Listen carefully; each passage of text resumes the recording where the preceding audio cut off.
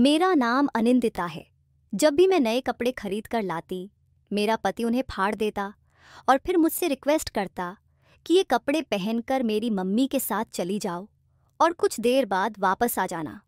मुझे नहीं पता था कि मेरी सास मुझे कहाँ लेकर जाती है। एक दिन मैंने अपने पति की बात मान ली और जाने के लिए तैयार हो गई।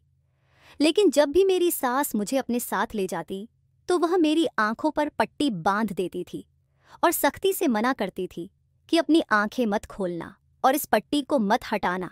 अगर तुमने ऐसा किया तो तुम्हारा पति तुम्हें तलाक देकर घर से निकाल देगा। मैं अपने पति से बहुत प्यार करती थी, इसलिए अपनी सास और पति की हर बात मान लेती थी। अब हर दिन मेरी सास और मेरे पति मेरी आंखों पर पट्टी बांधकर मुझे किसी अनजान जगह पर ले जाते थे, जहां बहुत शोर होता था। एक दिन मैंने अपने पति से छुपकर अपनी आंखों पर बंधी पट्टी में छोटे छोटे सुराख कर लिए और फिर जब उस पट्टी को बांधकर मैं अपनी सास के साथ चली गई तो जैसे ही उस जगह पर पहुंची, मेरे पैरों तले से जमीन खिसक गई, क्योंकि मेरी शादी अमित के साथ 2 महीने पहले ही हुई थी। हम दोनों की जिंदगी बहुत अच्छी चल रही थी। अमित से शादी मेरी मर्जी से हुई थी, हालांकि अमित मुझसे शादी नहीं करना चाहता था। ये बात मैं समझ नहीं पाई थी। अमित मेरा क्लासमेट था। हम दोनों एक दूसरे को बहुत पसंद करते थे। मुझे पता था कि वह मुझे पसंद करता है तो जाहिर है कि शादी भी करना चाहेगा, लेकिन उसने मुझे कभी शादी के लिए प्रपोज नहीं किया।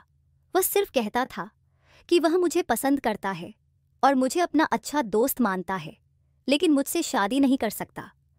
मैं यह समझ नहीं पाती थी कि वह ऐसा क्यों कहता है। मैं दिल ही दिल में उससे बहुत प्यार करने लगी थी। एक दिन जब मैं कॉलेज से घर आई तो देखा कि मुझे देखने के लिए लड़के वाले आए हुए थे। मुझे जब यह बात पता चली तो मेरे होश उड़ गए, क्योंकि मैं इस लड़के से शादी नहीं करना चाहती थी। मेरी मोहब्बत तो अमित से थी, इसलिए मैं उसके साथ ही अपनी जिंदगी बिताना चाहती थी। उन लोगों के जाते ही मैंने अमित को कॉल किया और सब कुछ बता दिया। अमित ने कहा कि परेशान होने की क्या बात है, तुम अपने पेरेंट्स के कहने के मुताबिक शादी कर लो, वे तुम्हारा भला ही सोचेंगे। मैंने अमित से कहा, मेरा भला बुरा सब तुम्हारे ही साथ है। अगर तुम मुझसे शादी नहीं करोगे तो मैं सुसाइड कर लूंगी, क्योंकि मैं अमित की दीवानी हो चुकी थी। अमित मेरी इस बात से बहुत डर गया और उसने कहा कि तुम ऐसा कोई भी कदम मत उठाना। मैं आज ही घर जाकर इस बारे में अपनी मम्मी से बात करता हूँ। मैंने अमित से कहा, तुम्हारे पास सिर्फ रात तक का ही समय है, क्योंकि मेरे मम्मी पापा को लड़के वालों को जवाब देना है और वे लोग जवाब तभी दे पाएंगे जब मैं उन्हें जवाब दूंगी। इसलिए तुम मुझे जल्द से जल्द जवाब दो कि तुम मुझसे शादी करना चाहते हो या नहीं। अगर तुमने मुझसे इनकार किया तो मेरी मौत के जिम्मेदार तुम ही बनोगे। मेरी बात सुनकर अमित घबरा गया और उसने कहा कि तुम फिक्र मत करो, मैं रात को ही तुम्हें कॉल करता हूँ। मुझे अब रात होने का इंतज़ार था कि कब अमित की कॉल आए और मुझे उसका जवाब मिले।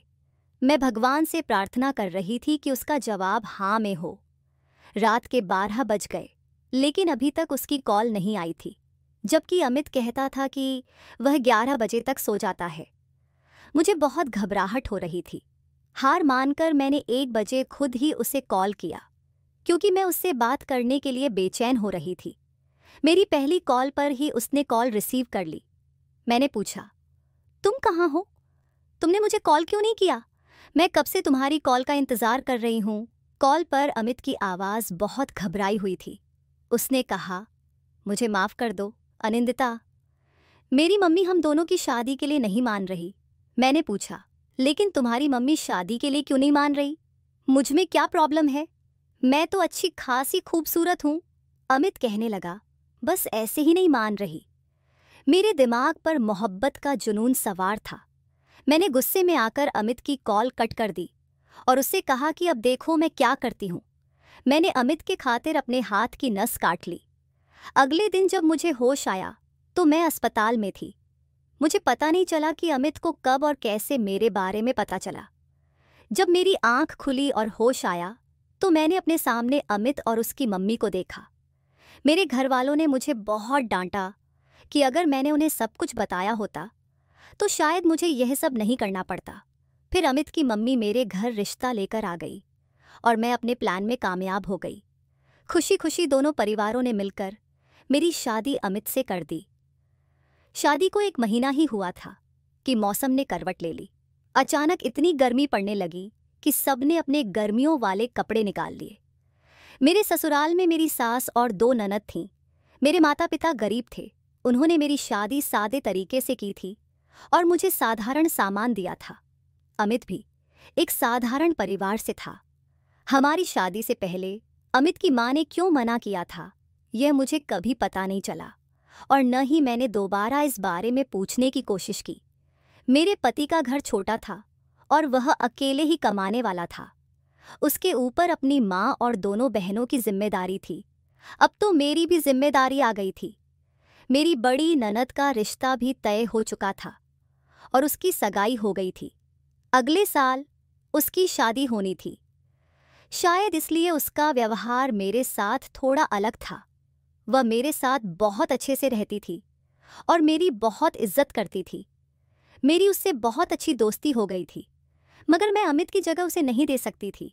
मेरे पति ने मुझे शॉपिंग करने के लिए थोड़े से पैसे दिए थे और कहा था कि तुम मेरी बहन के साथ चली जाना। लेकिन मैंने अमित से जिद की कि तुम ही मुझे मार्केट लेकर चलो, मुझे तुम्हारे साथ ही शॉपिंग करनी है। वह मेरी बात पर हंसने लगे और कहने लगे कि तुम बात को समझो, मुझे लड़कियों के कपड़ों के बारे में कुछ नहीं पता। तुम अगर मुझसे वहाँ एडवाइस मांग लोगी तो मैं क्या करूँगा। उन्होंने कहा, तुम आकांक्षा को अपने साथ ले जाओ, उसकी चॉइस बहुत अच्छी है। वैसे भी उसके साथ तुम्हारी अच्छी दोस्ती हो गई है। बात तो सही थी, इसलिए मैं उनकी बात मान गई। मैंने उनसे यह नहीं कहा कि मुझे बाहर डिनर भी कराना है। अमित मान तो गए थे, लेकिन उनके चेहरे पर कुछ परेशानी नजर आ रही थी। मैंने उनकी परेशानी की वजह नहीं पूछी, क्योंकि मुझे मार्केट जाना था। मैंने अपनी ननद आकांक्षा को साथ लिया और मार्केट चली गई। मेरे पति ने मुझे 2 सूट खरीदने के पैसे दिए थे और मैंने 2 सूट ले लिए। मैंने अपनी ननद को खुश करने के लिए उसे चूड़ियाँ दिलवा दी थीं। वह भी चूड़ियाँ लेकर बहुत खुश हो गई थी। मेरे पास इतने पैसे नहीं बचे थे कि मैं उसे कपड़े दिला सकूं, लेकिन वह मुझसे बहुत इम्प्रेस हो गई थी और कहने लगी, भाभी आप तो दुनिया की सबसे बेस्ट भाभी हो। उसकी बात सुनकर मैं भी खुश हो गई थी। मैं चाहती थी कि मैं अपने ससुराल में जल्द ही अपनी जगह बना लूं। मेरा पति पढ़ा लिखा और बहुत ही स्मार्ट था। उसकी इसी स्मार्टनेस पर ही तो मैं फिदा हो गई थी। उसकी आदतें भी बहुत अच्छी थीं। वह मुझसे बहुत प्यार करता था।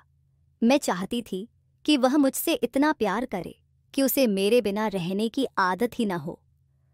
जब मैं घर आई और खुशी खुशी अपने कपड़े अपने पति को दिखाए तो उन्हें बहुत पसंद आए। उनके चेहरे पर खुशी देखकर मुझे ऐसा लगा जैसे मेरी सारी मेहनत वसूल हो गई।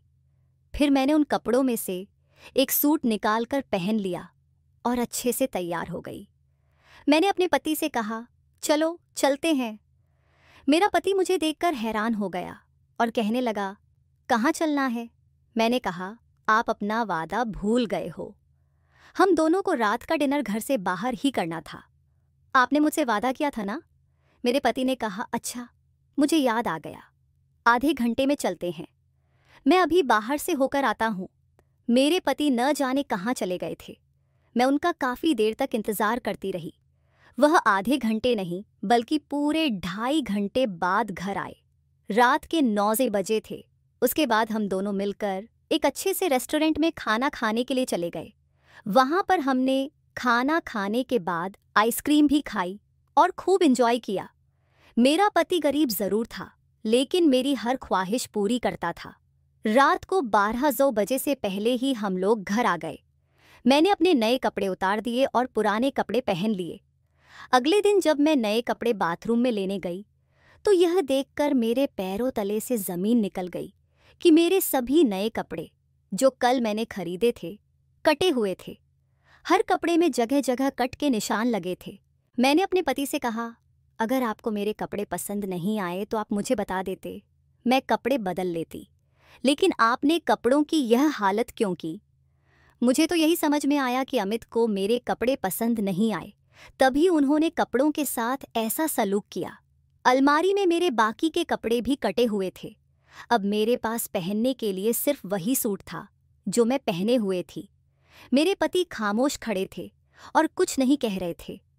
मैं फौरन अपनी सास के कमरे में गई और उन्हें अपने कपड़े दिखाए। मेरी सास ने कहा, तुम्हारे कपड़ों की यह हालत मैंने की है। मैं अपनी सास की बात सुनकर चौंक गई। उन्होंने कहा, रात को यही कपड़े पहनकर तैयार हो जाना, हमें एक जगह जाना है। मैंने कहा, ये कपड़े पहनकर कहाँ जाऊंगी? ये कपड़े पहनने लायक नहीं हैं। मेरी सास कहने लगी, अभी मैं थोड़ी बिजी हूँ, इस बारे में तुमसे बाद में बात करूंगी। मैं रोती हुई अपने कमरे में आ गई। जैसे ही मैं कमरे में आई, मेरा पति वहां नहीं था, वह भी घर से बाहर चले गए थे। मुझे कुछ समझ नहीं आ रहा था कि इस घर में आखिर हो क्या रहा है। मैं सारा दिन परेशान रही और रोती रही। मैंने टेंशन की वजह से खाना भी नहीं खाया और न ही मेरे पति ने दोपहर का खाना खाया। वह जब से घर से गए थे, दोबारा नहीं आए थे। शाम का समय हो गया। मेरी सास जल्दी से मेरे कमरे में आई और कहने लगीं, बहू, कपड़े पहन लो, जल्दी करो, हमें कहीं जाना है। मैंने अपनी सास से कहा, आप मुझसे कैसा मजाक कर रही हैं? ये कटे फटे कपड़े पहनकर मैं कहाँ जाऊंगी? मैं इस तरह के कपड़े नहीं पहन सकती। उन्होंने जल्दी से कटे फटे कपड़े निकालकर मेरे हाथ पर रख दिए और कहने लगी, जल्दी से कपड़े पहन लो, जैसा मैं कह रही हूँ वैसा ही करो। मैं अपनी सास के चेहरे को देखती रह गई। मुझे यकीन नहीं आ रहा था कि वह किस तरह की बातें कर रही हैं। मैं बड़ी हैरानी और अफसोस के साथ कहने लगी, मम्मी जी, ये कपड़े कैसे पहन सकती हूँ? वह गुस्से में आ गईं और कहने लगीं, तुम्हें एक बात समझ नहीं आती? बस जैसा कहा है वैसा ही करो। मैं बाहर इंतजार कर रही हूँ, तुम्हारे पास सिर्फ 5 मिनट हैं। उनकी बात सुनकर मैं मजबूर हो गई। मैं बाथरूम में जाकर रोने लगी कि मेरे साथ क्या हो रहा है। शादी के 1 महीने बाद ही मेरी खुशियाँ छीन ली गई थीं। मैंने भगवान का नाम लिया और जाने के लिए तैयार हो गई। मेरी सास मुझे पैदल ही कहीं ले जा रही थी। मेरी सास ने मेरा हाथ पकड़ रखा था क्योंकि मेरी आंखों पर पट्टी बंधी हुई थी। मुझे कुछ दिखाई नहीं दे रहा था। हम लोग काफी दूर तक चलकर आए थे। थोड़ी देर बाद मुझे एहसास हुआ कि मेरे पास बहुत सारे लोग हैं। मैं महसूस कर सकती थी कि मैं किसी भीड़ वाली जगह पर खड़ी हूँ। थोड़ी देर बाद मेरी सास ने मुझे बैठने के लिए कहा। मैं थक गई थी, इसलिए मैं बैठ गई। मुझे समझ नहीं आ रहा था कि मेरी सास मुझे कहाँ ले आई है। आधा घंटे बाद मेरी सास ने फिर से मुझे पैदल चलने के लिए कहा और हम दूसरी जगह पर आ गए। इस जगह पर भी बहुत शोर था। चारों तरफ से गाड़ियों की आवाजें आ रही थीं। मैंने अपने कानों पर हाथ रख लिया। मेरी सास ने मुझसे कहा कि मुझे बोलना नहीं है, इसलिए मैंने चुप्पी साध ली थी। यहाँ भी उन्होंने मुझे जमीन पर बैठने के लिए कहा तो मैं बैठ गई। मुझे ये समझ नहीं आ रहा था कि मेरी सास मुझे सड़क पर क्यों बैठा रही हैं, क्योंकि मुझे ट्रैफिक की आवाज़ें आ रही थीं और इससे मुझे अंदाज़ा हुआ कि हम सड़क के किनारे हैं। वहाँ पर हम 2 घंटे तक रहे और फिर वापस चलने लगे। मैं रास्ते की आवाज़ें पहचानने की कोशिश कर रही थी, लेकिन नाकाम रही। जब हम घर पहुँचे तो मेरी सास ने मेरी आंखों से पट्टी हटा दी और मुझे मेरे कमरे में जाने के लिए कह दिया। मैं कमरे में आई तो देखा कि मेरे पति सर झुकाए बेड पर बैठे थे। मैं बहुत थकी हुई थी, इसलिए बेड पर बैठकर लेट गई। मैंने अपने पति से कोई बात नहीं की क्योंकि मैं उनसे नाराज़ थी। उन्होंने मेरी टांगें दबाना शुरू कर दी। मैं उनके इस व्यवहार से परेशान थी, लेकिन पैर में दर्द था, इसलिए मैंने मना नहीं किया। इससे मुझे थोड़ी राहत मिली। उन्होंने कहा, अनिंदिता, आज जो कुछ भी हुआ है उसके लिए मैं बहुत शर्मिंदा हूँ। कल मैं तुम्हें शॉपिंग पर ले चलूँगा, तुम अपनी मर्जी के कपड़े खरीद लेना। मैंने कहा, अगर आपकी मम्मी फिर से मेरे कपड़ों को काट देंगी तो? मेरी बात सुनकर उन्होंने सर झुका लिया और कहा, अनिंदिता, तुम आराम करो, तुम्हें आराम की बहुत ज़रूरत है। मैंने कहा, मुझे तुम्हारी तसल्ली की ज़रूरत नहीं है। मैं उनसे कोई बात नहीं करना चाहती थी और ना ही उनका चेहरा देखना चाहती थी, इसलिए मैंने अपनी आंखें बंद कर लीं और सो गई। मैं बहुत थकी हुई थी, इसलिए जल्दी ही नींद आ गई। 1 घंटे बाद मेरी नींद खुल गई क्योंकि मैंने खाना नहीं खाया था और मुझे बहुत भूख लग रही थी। इन लोगों ने मेरी नींद और चैन छीन लिया था, लेकिन मुझे क्या पता था कि अभी यह शुरुआत है, आगे और भी मुश्किल वक्त आने वाला है। अगले दिन मेरे पति ने ऑफिस की छुट्टी ली और मुझे जबरदस्ती मार्केट ले गए। मैंने किसी तरह का कोई विरोध नहीं किया। उन्होंने खुद ही अपनी पसंद के मुझे 2 सूट दिलवा दिए। शॉपिंग करके हम घर आ गए। मेरे पति घर से बाहर चले गए और कहा, तुम आराम करो, मैं अपने दोस्त से मिलकर आता हूँ। मेरी सास ने मुझे अपने कमरे में बुलाया और बड़े प्यार से पूछा, कहाँ गई थी? मैंने उन्हें बताया कि मैं अमित के साथ शॉपिंग करने गई थी। थोड़ी देर बातचीत करने के बाद उन्होंने कहा, तुम्हें पता है, अमित के लिए बड़े बड़े घरों से रिश्ते आ रहे थे, लेकिन उसने तुम्हारी खातिर सिर्फ तुमसे ही शादी की। मेरे बेटे के पीछे बहुत सारी लड़कियां पागल थीं, लेकिन उसने तुम्हारे लिए ही ठान ली थी। अब तुम छोटी छोटी बातों को नोमी को की पोगीथों के स्कॉटुक्तो बातों को बहाना बनाकर अपने दिन खराब मत करो। अपने पति के साथ हंसी खुशी जिंदगी गुजारो। मुझे अपनी सास की बात ठीक लगी। मैंने सोचा कि मुझे अपने पति के साथ अच्छा व्यवहार रखना चाहिए। यह न हो कि वह मुझसे नाराज होकर कहीं और दिल लगा बैठे। उसने भी तो मुझसे शादी करने के लिए काफ़ी त्याग किए हैं। मैं अपने कमरे में आ गई और अपने पति के आने का इंतज़ार करने लगी। थोड़ी देर बाद मेरे पति भी आ गए। मैंने उनसे कहा, अमित, मैं बहुत शर्मिंदा हूँ। अपनी गलती पर मैं भी अपना दिल साफ करने की कोशिश करूँगी, मगर तुम्हें मुझसे वादा करना होगा। मेरे पति खुश होकर कहने लगे, हाँ बताओ, तुम हुक्म करो। मैंने कहा, जैसे तुम्हारी मम्मी ने मेरे साथ किया, ऐसा कभी नहीं होना चाहिए। तुम मुझसे वादा करो कि ऐसा कभी नहीं होगा। अमित ने सिर हिला दिया और कहा, मैं पूरी कोशिश करूँगा कि ऐसा कुछ न हो जिससे तुम्हें परेशान होना पड़े। अचानक ही उन्होंने मेरी आंखों में देखा और कहा, अनिंदिता, तुम्हें पता है, मेरी मम्मी थोड़ी जिद्दी और गुस्से वाली हैं। मुझे उनकी बातों के आगे हार माननी पड़ती है, लेकिन वे दिल की बुरी नहीं हैं। उन्होंने मेरी खुशी के लिए तुम्हारे साथ मेरी शादी करवाई थी। अपने पति की बात सुनकर मुझे बहुत खुशी हुई, लेकिन उन्होंने जो बात बताई वह मेरी समझ में नहीं आई। फिलहाल मैंने यह सब वक्त पर छोड़ दिया। मुझे पता था कि वक्त के साथ सब कुछ पता चल जाएगा। अपने पति के साथ अच्छा समय बिताने के बाद मैं शाम को अपनी दोनों ननदों के कमरे में जाकर बैठ गई और उनके साथ बातें करने लगी। फिर मैं अपने कमरे में लौटी तो देखा कि मेरे नए कपड़े फिर से कटे हुए थे। इस बार मुझे बहुत गुस्सा आया। मुझे लगा था कि अब सब ठीक हो गया है, लेकिन यह सिर्फ मेरा ख्याल था। शाम हो रही थी और मेरी सास फिर से मेरे कमरे में आई और बोली, जल्दी से एक सूट पहन लो और तैयार हो जाओ, हमें कहीं जाना है। मुझे समझ नहीं आ रहा था कि मेरी सास ऐसा क्यों कर रही है, लेकिन मैंने कोई सवाल नहीं किया और चुपचाप उनके कहे मुताबिक कपड़े पहन लिए।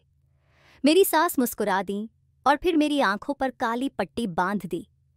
उन्होंने कहा, अगर तुमने इस पट्टी को खोलने की कोशिश की तो मैं तुम्हें अपने बेटे से तलाक दिलवा दूंगी।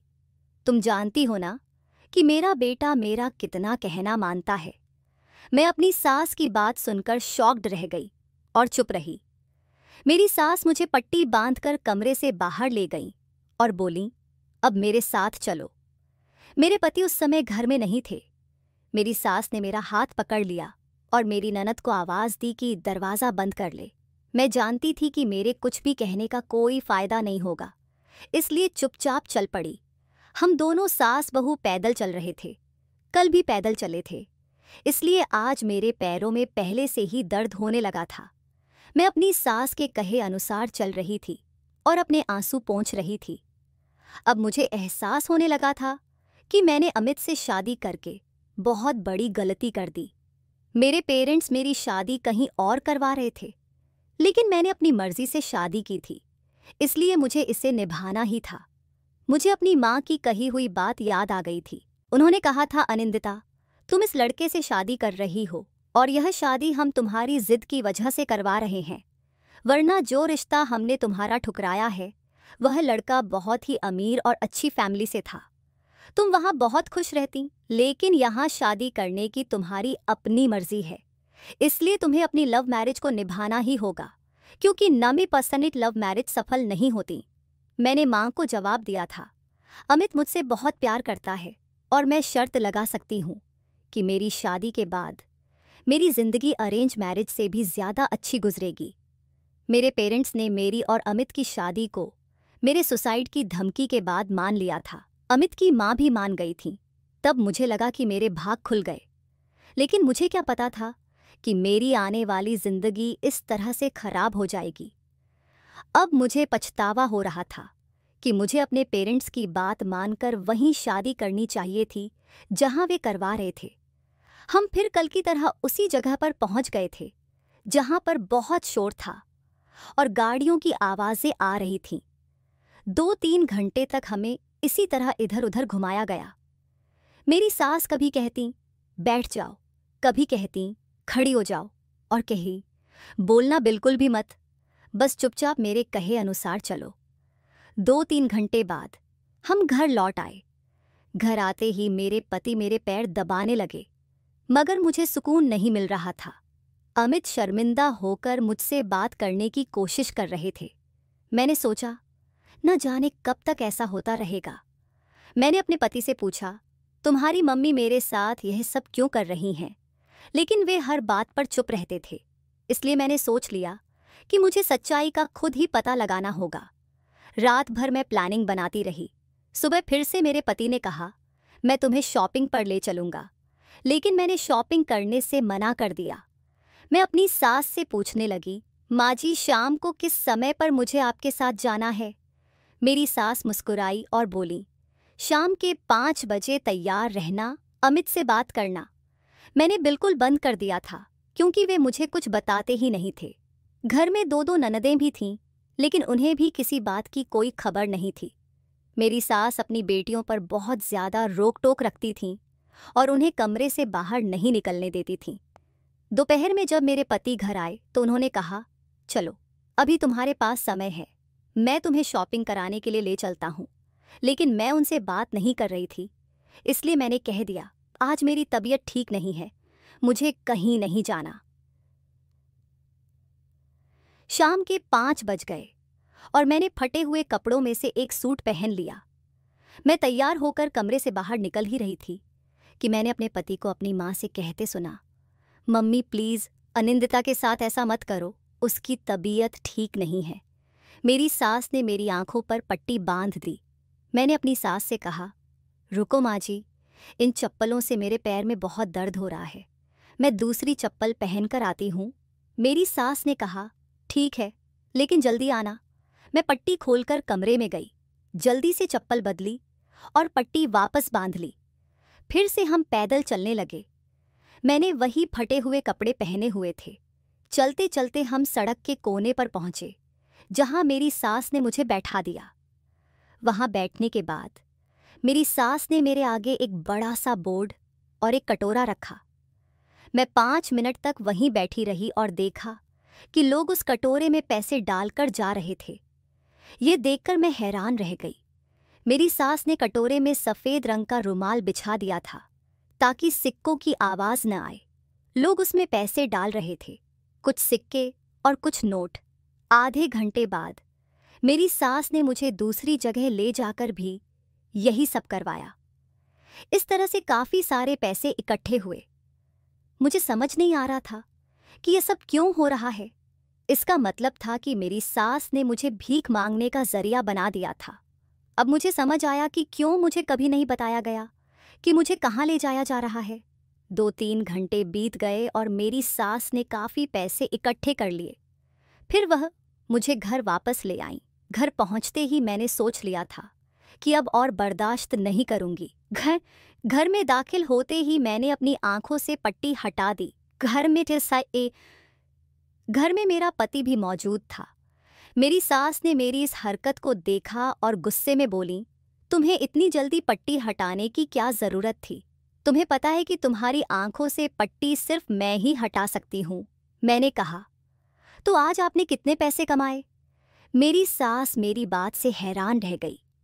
हमारी बातें सुनकर मेरा पति भी आंगन में आ गया। मैंने अपने पति से कहा, तुम मुझसे इतने दिनों से राज छुपा रहे हो कि तुम्हारी माँ मुझे सड़कों पर भीख मंगवा रही हैं।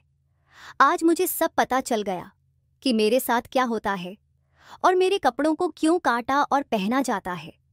मेरी सास बोली, खामोश हो जाओ, इससे आगे कुछ मत बोलना। मैंने कहा, आज भी आप मुझे यही धमकी देंगी कि अगर मैंने आपकी बात नहीं मानी तो आप मुझे मेरे पति से तलाक दिलवा देंगी। आज मैं सारी सच्चाई जानकर ही रहूंगी, और अगर आपने मुझे कुछ नहीं बताया तो मैं खुद इस घर को छोड़कर चली जाऊंगी। मैं ऐसी जिंदगी नहीं जी सकती। मेरे माता पिता भले ही गरीब हैं, लेकिन उन्होंने कभी मुझसे ऐसा कोई काम नहीं करवाया जैसा कि आप लोग करवा रहे हैं। मेरा पति घबरा गया और बोला, प्लीज मुझे छोड़कर मत जाओ अनिंदिता, मैं तुम्हें सब कुछ बता देता हूँ। मैंने कहा, हाँ आज सब कुछ बता दो, वरना अच्छा नहीं होगा, क्योंकि मैं यह सब अब और बर्दाश्त नहीं कर सकती। मेरे पति ने बताया, मेरी मम्मी ने मेरी शादी अपनी सहेली की बेटी से फिक्स कर दी थी, लेकिन मैं तुमसे प्यार करता था और उससे शादी नहीं करना चाहता था। जब मम्मी को तुम्हारे बारे में पता चला तो उन्होंने साफ इनकार कर दिया कि वह हमारी शादी नहीं होने देंगी। तुमने सुसाइड करने की धमकी दी थी और मैंने मम्मी को तुम्हारी जान का वास्ता देकर उन्हें हमारी शादी के लिए मनाया था, लेकिन मम्मी ने एक शर्त रखी थी कि वह शादी के बाद तुम्हें इस तरह से भीख मंगवाएंगी और पैसे इकट्ठे करेंगी। मेरी सास ने बोर्ड पर लिखा था कि मैं गूंगी और अंधी हूं और लोग मेरी मदद करें। लोग इस बात को पढ़कर मुझे पैसे देकर चले जाते थे। मेरी सास अपना चेहरा छुपा लेती थीं ताकि उन्हें कोई पहचान न सके, लेकिन मुझे अपना टारगेट बना देती थीं। मेरी सास चुपचाप हमारी बातें सुन रही थी। मैं उनके करीब गई और कहा, मैंने हमेशा आपको अपनी माँ की तरह समझा।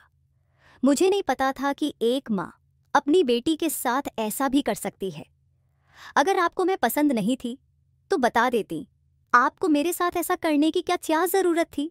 अमित ने कहा, मैंने मम्मी से कई बार मना करने की कोशिश की थी, क्योंकि मैं तुमसे प्यार करता हूं और तुम्हें इस हाल में नहीं देख सकता था, लेकिन मम्मी की शर्त यही थी कि वह तुम्हें इस तरह का काम करवाएंगी। मैंने अमित से कहा, इसमें तुम्हारी कोई गलती नहीं है। एक मर्द जब अपनी माँ और पत्नी के बीच में फंस जाता है तो उसे अपनी जिंदगी बुरी लगने लगती है। मैंने अपनी सास से कहा, आप चाहती थीं कि मैं घर छोड़कर चली जाऊं ताकि आपके बेटे की शादी किसी अमीर लड़की से हो सके जो बहुत सारा दहेज लेकर आए, ठीक है? आप अपने बेटे की शादी अपनी मर्जी से कर सकती हैं। मैं घर छोड़कर जा रही हूं, लेकिन याद रखना, जैसा आपने मेरे साथ किया वैसा ही एक दिन आपकी बेटियों के साथ भी होगा, क्योंकि भगवान के घर में देर है, अंधेर नहीं। जिसने जो किया उससे उसके किए की सजा यही मिलती है। मैं दरवाजे तक पहुंच गई थी। मेरी सास ने मेरा हाथ पकड़ लिया और कहने लगी, बहू मुझे माफ कर दो। मुझे एहसास हो गया है कि किसी को इतना मजबूर नहीं करना चाहिए कि वह गलत कदम उठाने पर मजबूर हो जाए। मैं बहुत शर्मिंदा हूँ। मुझे सिर्फ इस घर के खर्चे और अपनी बेटियों की शादी की परवाह है। मेरे बेटे की कमाई से यह सब कैसे होगा?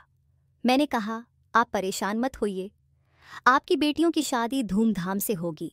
मैं पढ़ी लिखी हूँ, मैं भी नौकरी करूँगी और अमित भी नौकरी करते हैं। हम दोनों मेहनत से इस घर को चलाएंगे, आपकी दोनों बेटियों की शादी करेंगे और अपनी जिंदगी अच्छे से जिएंगे। मेरी सास मेरी बात सुनकर खुश हुई और मैंने उन्हें माफ़ कर दिया। अब अमित और मैं मिलकर ऑफिस में काम करते हैं। अपनी मेहनत की कमाई से हमने अपनी दोनों ननदों की शादी कर दी। मेरी सास अब मुझे अपनी बहू नहीं बल्कि बेटी मानती हैं और जो मेरे साथ किया था उसके लिए शर्मिंदा होती हैं। अब मेरी जिंदगी मेरे पति और मेरी सास के साथ बहुत अच्छी गुजर रही है। भगवान ने मुझे एक प्यारी सी बेटी भी दी है। मेरी सास हमारी बेटी से बहुत प्यार करती हैं और हमेशा उसके साथ खेलती रहती हैं। दोस्तों, मुझे उम्मीद है कि आपको हमारी कहानी पसंद आई होगी। अगर आपको हमारी कहानी अच्छी लगी हो तो इस वीडियो को लाइक करें। अगर आप हमारे चैनल पर नए हैं तो चैनल को सब्सक्राइब करें और नोटिफिकेशन बेल को भी ज़रूर दबाएं ताकि आपको हमारी अगली अपडेट सबसे पहले मिले।